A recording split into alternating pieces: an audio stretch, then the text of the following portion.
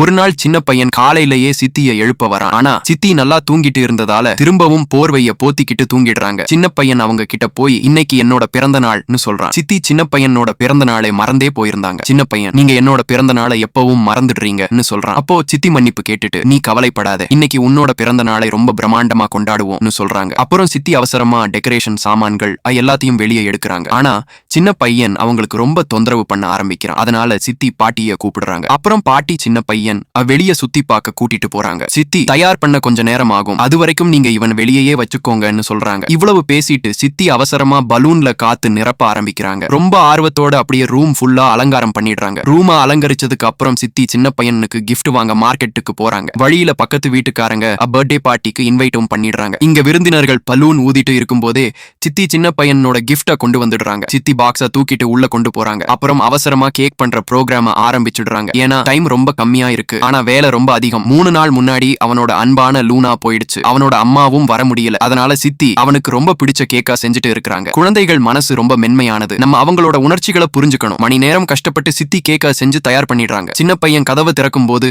இவ்வளவு அழகான சர்ப்ரைஸ பார்த்து ரொம்ப சந்தோஷப்படுறான். அப்புறம் சித்தி அவனுக்கு கிங் கேப்பும் மாட்டி விடுறாங்க. கடைசியில சின்ன பையனோட கண்களை மூடி அவனுக்கு டாமிய கிஃப்ட் பண்றாங்க. அதுக்கப்புறம் சின்ன பையன் கேக் வெட்டுறான். அப்புறம் எல்லாரும் பார்ட்டியை என்ஜாய் பண்றாங்க. நண்பா, நீங்களும் சின்ன பையனுக்கு பிறந்த நாள் வாழ்த்துக்கள் நிறைய சொல்லுங்க.